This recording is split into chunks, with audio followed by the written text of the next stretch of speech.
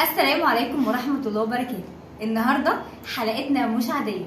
النهاردة معانا ضيفة فيها من دمي وروحها يعني روحي، وبتزعل لزعلي وبتفرح لفرحي. تبقى مين؟ أختي طبعا. أيوة. بسمة وبسنت. طبعا باختلاف ان احنا اخوات، واي نعم احنا لابسين النهارده يعني شبه بعض، بس هي الفكره ان احنا مش كل حاجه بنتفق فيها مع بعض، لان طبعا انا من جيل وهي من جيل، ليها اهتمامات، طباعاتنا مختلفه طبعا. باين مين الاكبر؟ قولي الحقيقه، مين الاكبر؟ مين؟ طب نسيبهم هما يقولوا لنا يعني، واكيد اللي عارفين هيعرفوا مين الاكبر يعني. اكيد انت معروفه. انا الاكبر. معروفه يعني. طبعا انا الاكبر، انا عندي 34 سنه وانا 26 وهي 26 سنه. طبعا يعني عايزه اقول لكم ان احنا مهما كان احنا اخوات، فاحنا بنتفق في حاجات كتير، ولازم يكون قلبنا على قلب بعض في الشده قبل الفرح. يعني مثلا انا وهي طريقتنا في الانفعال مختلفه تماما. انا لما بزعل بعمل ايه؟ تقعد ساكته. ممكن ما اتكلمش، ممكن ارد بعدها ما اعرفش اتكلم وانا متعصبه. طبعا هي بتتكلم كائن غريب يعني. انا اللي كائن غريب. طبعا هي بقى بتتكلم وهي ايوه انت كده تتعبي اكتر على فكره.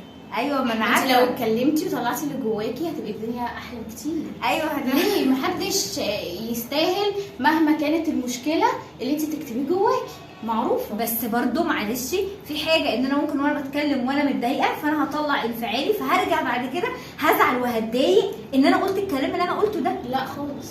لا ازاي؟ مش احنا ساعات برضو بنندم؟ ما انت هتفضلي قاعده اليوم ده متضايقه وتقولي ازاي انا ما ردتش، ازاي يتعامل معايا كده وانا اسكت.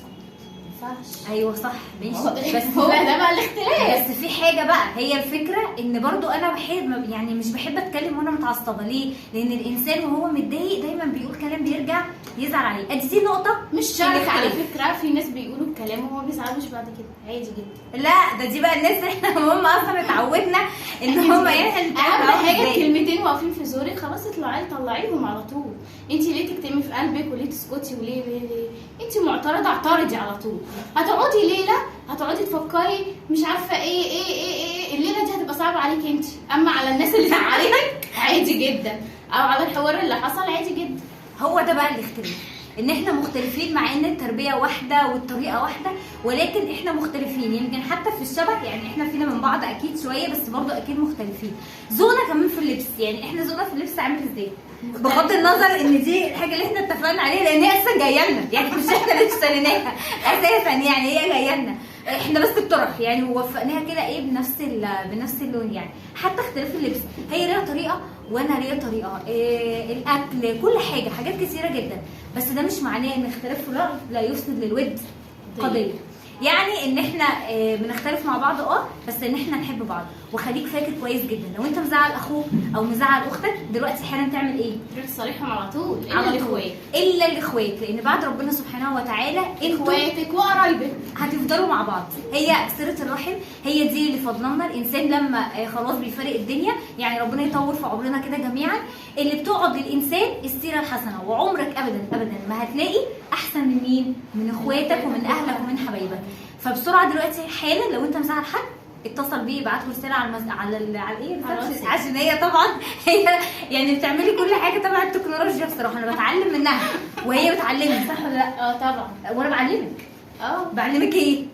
بسرعه بقى كده بلغني ايه ولا حاجه ولا حاجه. مش بقول لك ازاي مثلا تتعامل مع الاطفال، ازاي مش عارفه ايه الكلام ده. ده حاجه بعيدا عن السوشيال بقى ميديا يا ولد. ايوه في السوشيال. ايوه صح. مين اللي بيعلم مين؟ لا هي اللي بتعلمني بس كده. وعلى فكره انا اول كلمه ماما سمعتها منها هي، صح؟ غير حياتك وخليك بسمة حب. كانت معاكم بسمة فتحي وبسنت فتحي. نشوفكم في الفيديو الجاي. باي باي.